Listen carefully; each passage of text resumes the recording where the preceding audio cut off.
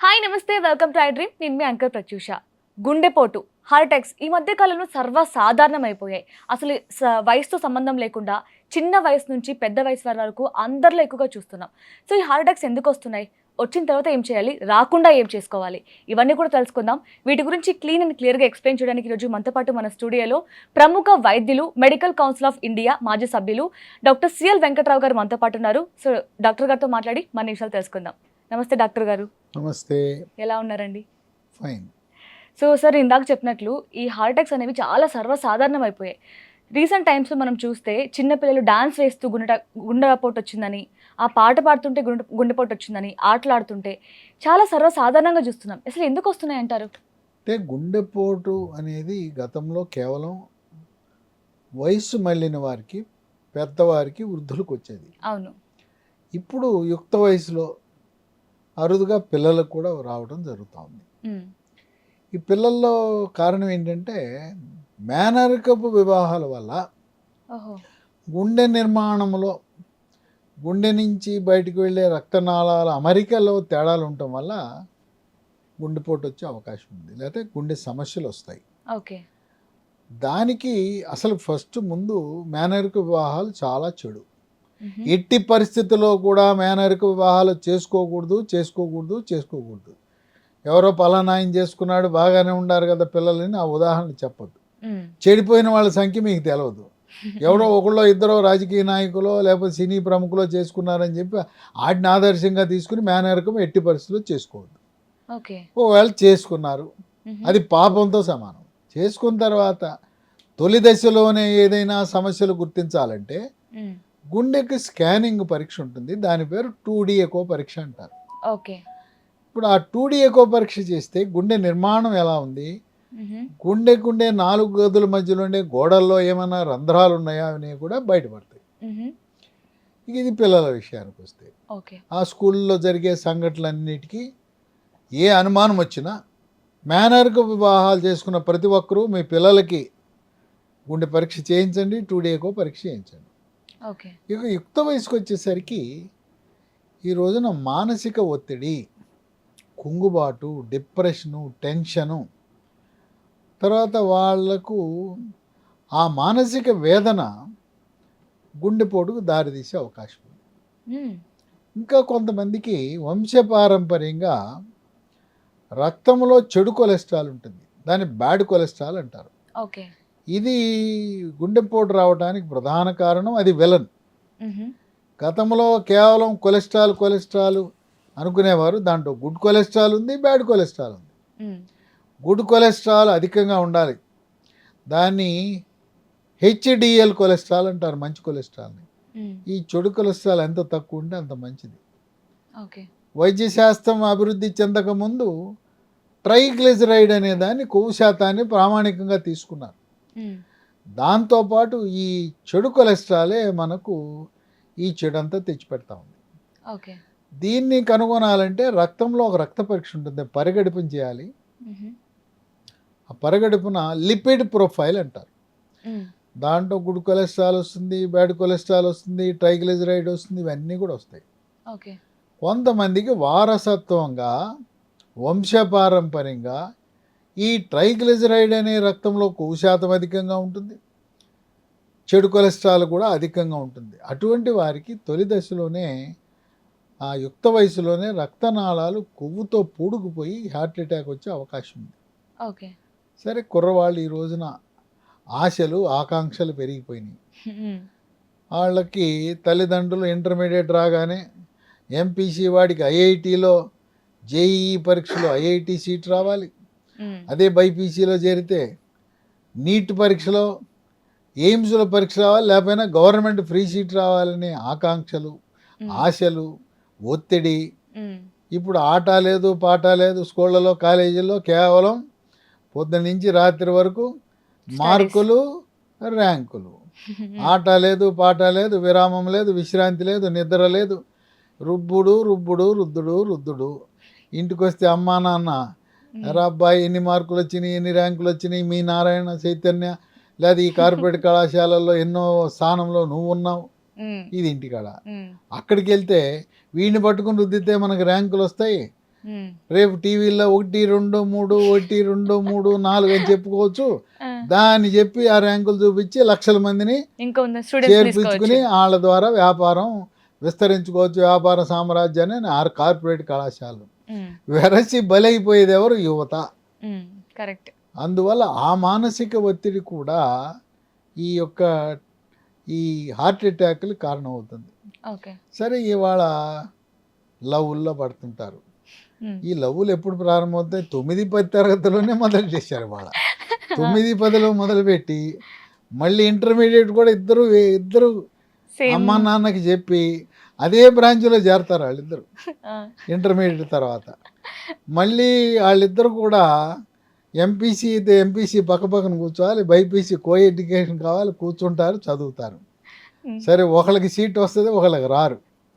వీళ్ళు చాలా తెలివితేటలుగా అమ్మ నాన్నలను ఒప్పించి అమ్మాయి చదివే చోట ఈడు చదువుతాడు, ఈడు చదివిన చోట అమ్మాయి కూడా చేరుతుంది. అంటే 9-10 తరగతిలో మొదలైన ప్రేమ బంధము అలా కొనసాగి ఇది ఆ గ్రాడ్యుయేషన్ చేసేటప్పుడు ఇంజనీరింగో మెడిసిన్ చేసే వరకు, ఇంకా కొంతమంది ఒక ఊర్లో మెడిసిన్ ఒక అమ్మాయి చేస్తే అబ్బాయి ఇంకో చోట చేస్తే శని ఆదివారాలు ప్రయాణాలు, అలా ఆ బంధము. తర్వాత చివరికి తల్లిదండ్రులు ఆస్తి అంతస్తే కదా, వాళ్ళ కులం కాదు ముఖ్యం, డబ్బు ఉంటే చాలు. డబ్బు సమాన హోదా ఉండాలి. వీళ్ళిద్దరిలో ఎవరికి డబ్బు లేకపోయినా సీను రివర్సు. వీళ్ళేమో చాలా డీప్గా 9వ తరగతి నుంచి బంధము, అనుబంధము, ప్రేమ మా లోకంలో, ఊహాజనితమైన లోకంలో ఉండారు. తల్లిదండ్రులు ఇద్దరు బాగా ఉన్నత స్థానం. ఏంటి ఇప్పుడు చూసేది? ఉన్నవాడు లేనివాడు, కులం లేదు, మతం లేదు, ఏమి లేదు, డబ్బు ఉందా లేదా. అది డబ్బు లేని అమ్మాయిని చేసుకోడు. అట్టగా డబ్బున్న అమ్మాయి వాడిని ఎట్టయినా సరే వాడిని దూరం చేసినందుకు డబ్బులు ఖర్చు పెట్టి దూరం చేస్తున్నారు. ఇటువంటి సందర్భంలో వాళ్ళిద్దరి యొక్క మానసిక వ్యధ చూస్తే చెప్పనలవి కాదు. ఆ మానసిక ఒత్తిడి వల్ల గుండెకు రక్తము సరఫరా చేసే కరోనరీ ధమనులు అత్తిపత్తిని అంటుకుంటే ఎలా టచ్ మీ నాటి మొక్క ముడుచుకుపోతాయి ఆకులు, ఈ మానసిక ఒత్తిడి వల్ల అవి అలా ముడుచుకుపోతాయి. ముడుచుకుపోయినప్పుడు రక్త సరఫరా ఆగిపోతుంది. ఆగిపోయి ఉన్న పళంగా హార్ట్ అటాక్ వస్తుంది. అదే 65 ఏళ్ళు దాటిన వాళ్ళకి ఏంటంటే ఆ గోడల్లో, కరోనరీ ధమనుల గోడలలో కాల్షియం ఉండటం వల్ల అవి ముడుచుకుపోయే గుణం ఉండదు. అంటే మనం కాలువలకి సిమెంట్ లైనింగ్ చేసినట్టుగా ఈ కాల్షియం ఉండటం వల్ల వాళ్ళకి ఎంత టెన్షన్ ఉన్నా ముడుచుకుపోవు. యుక్త వయసులో ముడుచుకుపోతాయి. ఇంకా కొంతమంది విర్రవీగుతారు. నేను రోజు ఎక్సర్సైజ్ చేస్తున్నాను, జిమ్కి వెళ్తున్నాను, మంచి డైట్ ఫాలో అవుతున్నాను, మంచి డైటు, నాకు తిరుగులేదు, నాకు గుండెపోటు రాదు, నాకెందుకు వస్తుంది? ఎక్సర్సైజు, వ్యాయామము చేసే వాళ్లకు కూడా గుండెపోటు వచ్చును. దానికి ఉదాహరణ నేను చెప్తాను. పునీత్ రాజ్ కుమార్ అని బెంగళూరులో, ఆయన రోజు వ్యాయామం చేస్తాడు. వ్యాయామం చేస్తుండగానే గుండెపోటు వచ్చింది.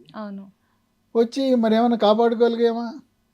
యుక్త వయసులో 40 ఏళ్ల వయసులోనే పునీత్ రాజ్ కుమార్ హార్ట్ అటాక్తో చనిపోయాడు. అట్లాగే వైఎస్ఆర్సిపి గవర్నమెంట్లో అక్కడ పరిశ్రమల శాఖ మంత్రి మేకపాటి గౌతమ్ రెడ్డి, ఆయన కూడా రోజు వ్యాయామం చేస్తాడు. ఆయన వ్యాయామం లెవెల్ ఏంటంటే ఎక్కడికైనా టూర్కి వెళ్తే ముందు జిమ్ ఎక్కడో చూసుకుంటాడు. ఆయన గెస్ట్ హౌస్ కాదు చూసుకునేది, ఉండే బస కాదు, జిమ్ ఉందా, ఎంత దూరంలో ఉంది, జిమ్ పొద్దున్నే వెళ్ళాలని జిమ్ చేస్తాడు. మరి ఆయనకి హార్ట్ అటాక్ వచ్చింది, ఆయన కూడా మనం కాపాడుకోలేకపోయాం. కనుక మిమ్మల్ని వ్యాయామము, నేను యోగా చేస్తా, వ్యాయామం చేస్తా, ఫిట్గా ఉన్నా అని నన్ను కాపాడలేదు. ఈ విధంగా ఆ శరీరములో, రక్తములో ఉండే చెడు కొలెస్ట్రాల్ అనేది ఈ రోజున మనకు చాలా హాని కలిగిస్తుందని వైద్య పరిశోధన వెల్లడొస్తుంది. ఇక కోవిడ్కి హార్ట్ అటాక్ ఏమైనా లింక్ ఉందా అనేది అనుమానం, ఇంకా ఆలోచనలు. కొంతమంది నేను టీకా వేసుకున్నా దానివల్ల గుండెపోటు వచ్చిందా, వస్తుందా అని ఇంకా జుట్టు పెక్కుంటున్నారు. కోవిడ్ టీకా వల్ల హార్ట్ అటాక్ రాదు రాదు రాదు రాదని చెప్పి ప్రపంచ ఆరోగ్య సంస్థ, WHO, వరల్డ్ హెల్త్ ఆర్గనైజేషన్ వాళ్ళు పరిశోధనలు చేసి ఖరాఖండిగా ప్రకటించారు. కానీ కోవిడ్ 2వ వేవ్లో ఆక్సిజన్ శాతము తగ్గి హాస్పిటల్లో చేరిన వారికి, అంటే కోవిడ్ జబ్బు వచ్చిన వారికి హార్ట్ అటాక్ వచ్చే అవకాశము ఉన్నది అనేది బయటపడింది. ఓకే. కనుక మీరు ఇప్పటికే కోవిడ్తో 2వ వేవ్లోనూ మొదటి వేవ్లో 3వ వేవ్ వచ్చింటే ప్రతి సంవత్సరం ఈసీజీ, గుండె స్కానింగ్, 2D ఎకో పరీక్ష, టీఎంటీ అంటే ఒక బెల్ట్ మీద నడిపిస్తారు, ఓకే. నిదానంగా స్పీడ్ పెంచుతారు, పరిగెత్తిస్తారు. ఆ టీఎంటీ ట్రెడ్మిల్ టెస్ట్ చేసి అది పాజిటివ్ ఉంటే వెంటనే ఆలోచించవలసిన అవసరం లేకుండా కరోనరీ యాంజియోగ్రామ్ అనే పరీక్ష చేయించుకోవాలి. ఓకే. ఓకే. గతంలో యాంజియోగ్రాము తొడకుండా చేసేవారు, అది కష్టతరమే ఆనాడు. ఎందుకంటే చేసిన తర్వాత పడుకోబెట్టేవారు, ఒక ఇసుక మూట తెచ్చి అక్కడ పెట్టేవారు, తొడ మీద ఈ గజ్జల్లో పెట్టేవారు, కాలు కదపొద్దురా అనేవారు. కాలు కదిపితే ఇక్కడి నుంచి రక్తం కారుతుంది, మూట అక్కడ ఉంటుంది, కాలు కదపొద్దు అని చెప్పేవారు. అది సాధ్యమేనా? చాలా కష్టం. కష్టము, దిగకూడదనేవారు. ఇప్పుడు ఎంత సులభతరం అయిందంటే కాలు నుంచి కాకుండా చేతి నుంచి చేస్తున్నారు. చేతి నుంచి చేసి ఇసుక మూట పెట్టట్లేదు. యాంజియోగ్రామ్ చేసి వచ్చిన తర్వాత అది నార్మల్ ఉంటే 3 గంటల్లో ఇంటికి పంపిస్తున్నారు. యాంజియోగ్రామ్ చేసి వచ్చిన తర్వాత పేపర్ చదువుకోవచ్చు, కాలు కట్టేసేది ఏం లేదు. టెక్నాలజీ మారింది, అప్డేట్ అయింది. ఆ విధంగా ఈరోజు కరోనరీ యాంజియోగ్రామ్ అయితే ఎవరు భయపడాల్సిన అవసరం లేదు. ఓకే. పూర్వకాలాన్ని చూసి అప్పటి గత స్మృతులు చూసి భయపడద్దు. టీఎంటీ పాజిటివ్ వచ్చింది, ట్రెడ్మిల్ పాజిటివ్ వచ్చిందంటే అది ఏమి ఇంకా ఆలోచించకుండా యాంజియోగ్రామ్ పరీక్ష చేయాలి. పైగా ఈ యాంజియోగ్రామ్ పరీక్ష ఇరు తెలుగు రాష్ట్రాల్లో, తెలంగాణలో ఆరోగ్యశ్రీ, ఆంధ్రప్రదేశ్లో ఎన్టీఆర్ వైద్య సేవలో ఉచితంగా చేస్తున్నారు. యాంజియోగ్రామ్లో గుండె కండరాలకు రక్తము సరఫరా చేసే కరోనరీ ధమనులలో ఏమైనా అడ్డంకులు ఉన్నాయా అని తెలియపరుస్తుంది. అడ్డంకులు ఉంటే ఏం కాదు, నేను చెప్పాను కదా, మన గుండెకి విలన్ ఎవరు? చెడు కొలెస్ట్రాల్. ఆ చెడు కొలెస్ట్రాల్ సన్నగా ఉంటాయి రక్తనాళాలు, అక్కడ పేరుకుపోద్ది చెడు కొలెస్ట్రాల్. పేరుకుపోయిన తర్వాత అక్కడ రక్తనాళములో రక్తం ప్రవహిస్తున్నప్పుడు దాంట్లో ప్లాస్మా అనే ద్రవము రక్తములో ఎర్ర కణాలు, తెల్ల కణాలు, ప్లేట్లెట్ అనే కణాలు ఉంటాయి. ఈ ఎర్ర కణాలు హీమోగ్లోబిన్ శాతాన్ని అందిస్తాయి, తెల్ల కణాలు మనకి రోగ నిరోధక వ్యవస్థని మనకి ప్రసాదిస్తాయి. ఈ ప్లేట్లెట్ కణాలు మనకి చేయి తెగినా కాలు తెగినా ఓ 3 నిమిషాల్లో రక్తం గడ్డగట్టేస్తుంది. అవును. రక్తము గడ్డకట్టడానికి కావాల్సిన కణజాలము ప్లేట్లెట్ కణాలు.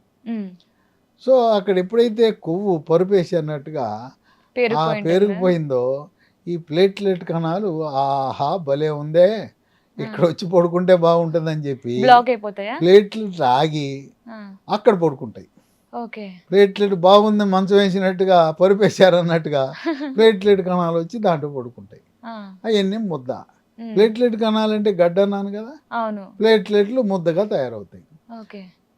ప్లేట్లెట్లు ఎర్ర కణాలు, తెల్ల కణాలు, ప్లేట్లెట్ కణాలు సహచరులు కదా, వాళ్ళందరూ కలిసి ఉండారు కదా. ఈ ప్లేట్లెట్లు అక్కడ పడుకున్నాయి, మేమేం తక్కువ తిన్నామని చెప్పి ఈ తెల్ల కణాలు ఎర్ర కణాలు వచ్చి దాంట్లో పడుకుంటాయి. ఏముంది, మొత్తం కలిపి గడ్డగట్టేసి ఆ సన్నగా ఉండే కరోనరీ ధమని మూసుకుపోద్ది. మూసుకుపోయినప్పుడు గుండె కండరాలు రక్త సరఫరా అవ్వదు. చేనుకి పచ్చగా ఉండే చేనుకి నీళ్లు బోధికి అడ్డం వేసాం, పొలానికి నీళ్ళు ఎలా ఏమవుతాయి? ఎండిపోద్ది, చేను ఎండిపోద్ది. ముందు చేను వాటు పడుతుంది. వాటు పడటం అంటే ఏంటి? కొంత కళ తప్పుతుంది.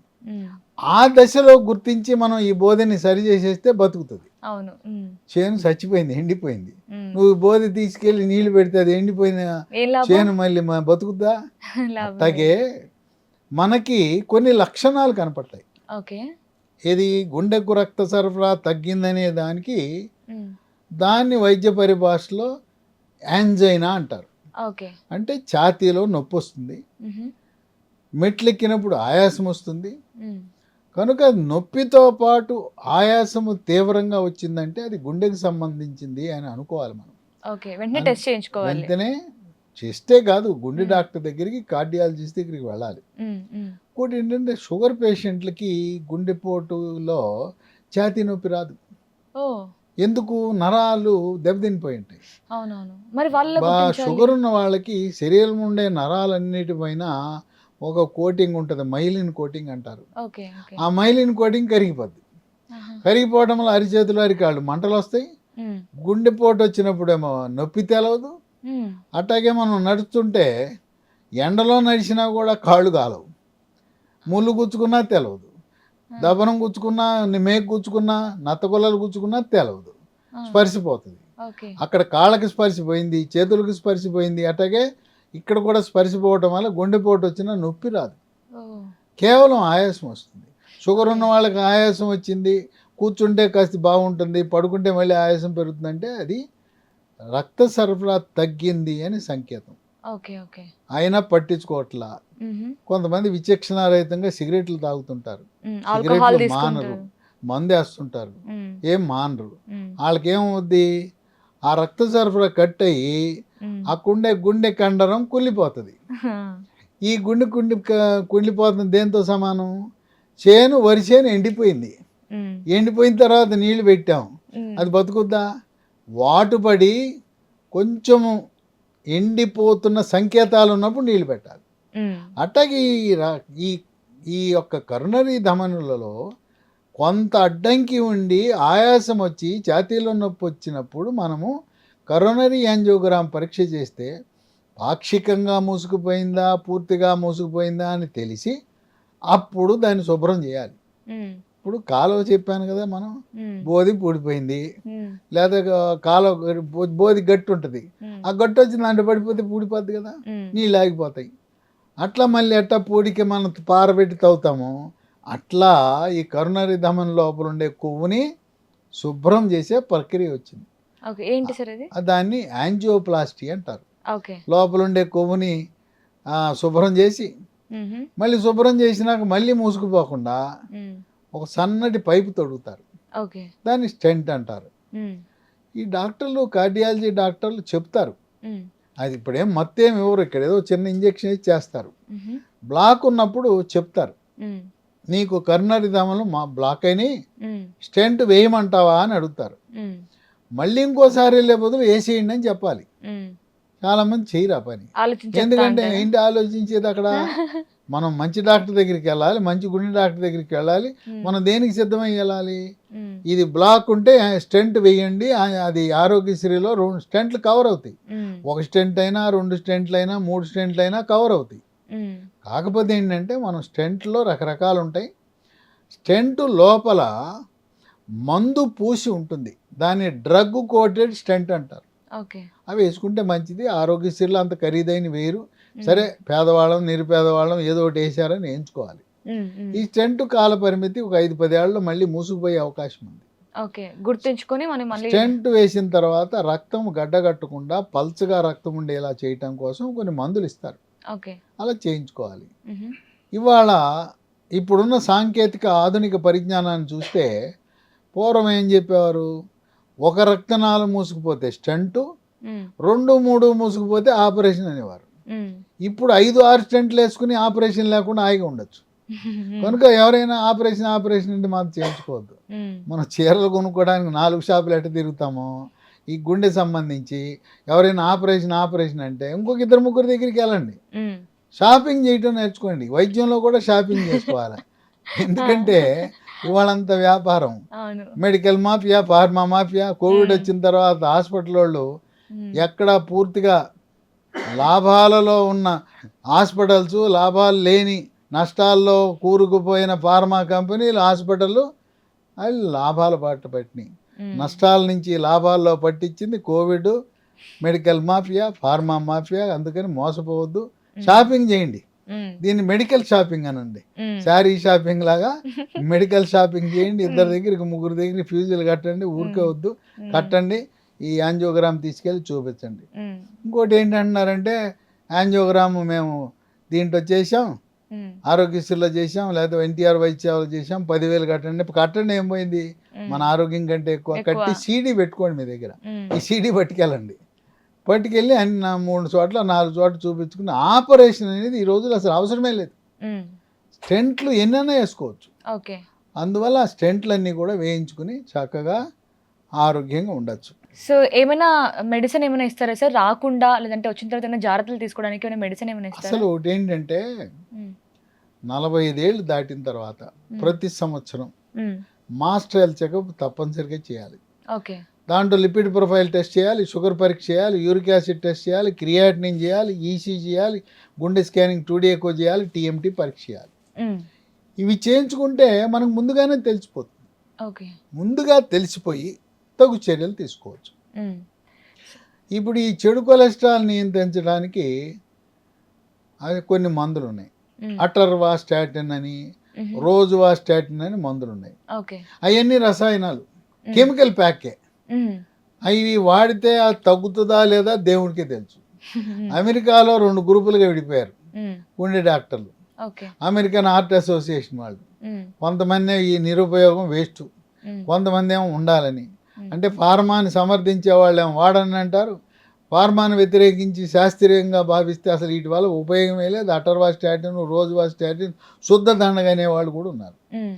ఇక భారతదేశంలో మందుల కంపెనీలు ఒత్తిడికి లొంగి మ్మ్. డాక్టర్లు, కార్డియాలజిస్టులు, ఫిజిషియన్లు రాసేస్తున్నారు అటర్వాస్టాటిన్, రోజువాస్టాటిన్. మ్మ్. అవి వేసుకుంటే నా సామిరంగా నేను కూడా కొన్నాళ్ళు వాడా. మ్మ్. వాడితే పిక్కలు పట్టేస్తాయి. అర్ధరాత్రి కాడ నిద్ర లెగుస్తాం, నిద్ర లెగిసి ఇక అంతే సంగతులు, దేవుడు కనపడతాడు. ఆ. పిక్కలు ఎంత గట్టిగా అవి క్రాంప్స్ వచ్చేస్తాయంటే చెప్పనలివి కాదు. మ్మ్. అనేకమైన సైడ్ ఎఫెక్ట్స్ ఉన్నాయి అటర్వాస్టాటిన్కి, రోజువాస్టాటిన్. ఓకే. వాటి బదులుగా మనం ప్రత్యామ్నాయం ఆలోచన చేయవలసిన విషయము. మ్మ్. అటువంటి తరుణంలో లీ ఫార్మా అనే కంపెనీ వారు మ్మ్. రసాయనాలతో సంబంధం లేకుండా ఓకే. కేవలం మన వంటిల్లే ఔషధశాల, మ్మ్. మ్మ్. వంటింట్లో ఉపయోగించే మన నిత్యావసర వస్తువులతో తయారు చేసిన హెర్బల్ ఉత్పత్తి. ఓకే. ఇది కెమికల్ కాదు, ఇది రసాయనం కాదు, ఇది మందు కాదు. మ్మ్. ఇదిగో చూడండి, ఇక్కడ ఆకుపచ్చ ముద్ర, అవును అవును. Food Standards Authority of India. Yes correct. ఇది మెడికల్ కాదు, ఇది డ్రగ్స్ కాదు, మ్మ్. మ్మ్. దీన్ని తయారు చేశారు. ఓకే. దీంట్లో ఏముంటాయి మీరు తెలిస్తే ఆశ్చర్యపోతారు. మ్మ్. వెల్లుల్లిపాయ, అదేమో రసాయనమా, కెమికలా? లేదు. పసుపు, అవును, ఇక్కడ చూస్తే అన్ని మన వంటింట్లో దొరికేవే కనిపిస్తున్నాయి. మెంతులు, మిరియాలు, ఓకే. సోయా చిక్కుళ్ళు, మ్మ్. తౌడు నూనె, మ్మ్. టొమాటో పండు. ఒక్కటన్నా కెమికల్ ఉందా? ఏమీ లేవు. ఈ వాడితే ఏమన్నా హాని జరుగుతుందా? మ్మ్. దీన్ని తయారు చేశారు. మ్మ్. తయారు చేసి శాస్త్ర పరిశోధన ద్వారా రుజువు చేసింది ఏంటంటే అటర్వాస్టాటిన్, రోజువాస్టాటిన్ కంటే బాగా పనిచేస్తుంది. మ్మ్. ఉదయం టిఫిన్ తర్వాత ఒకటి, రాత్రి భోజనం తర్వాత వరుసగా 3 నెలలు వాడితే మ్మ్. వాటికంటే కూడా బాగా చెడు కొలెస్ట్రాల్ని, ట్రైగ్లిజరైడ్ని నియంత్రిస్తుందని, హార్ట్ అటాకులు రాకుండా చేస్తుందని పరిశోధన ద్వారా వెల్లడించారు. ఓకే. కనుక ఈ లైఫ్ స్టైల్ ఈ రోజున మనకు ప్రకృతి ప్రసాదించిన వరంలా తయారైంది. మ్మ్. కనుక ఇప్పటివరకు మీరు అటర్వాస్టాటిన్, రోజువాస్టాటిన్ అవి వాడుతూ ఉంటే వాటిని ఆఫ్ చేసి దాని ప్లేస్ లో ఇది యూస్ చేయొచ్చు దాని అంటారు. స్థానంలో ఇది వాడండి.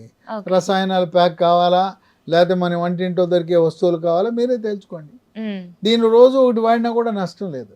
ఓకే. అట్లాగే నాకు మా నాన్న హార్ట్ అటాక్తో చచ్చిపోయాడు, మా తాత చచ్చిపోయాడు. తాత 60 ఏళ్ళకి చచ్చిపోతే, నాన్న 45 ఏళ్ళకి చచ్చిపోతే, నువ్వు 30 ఏళ్ళకే పోతావు.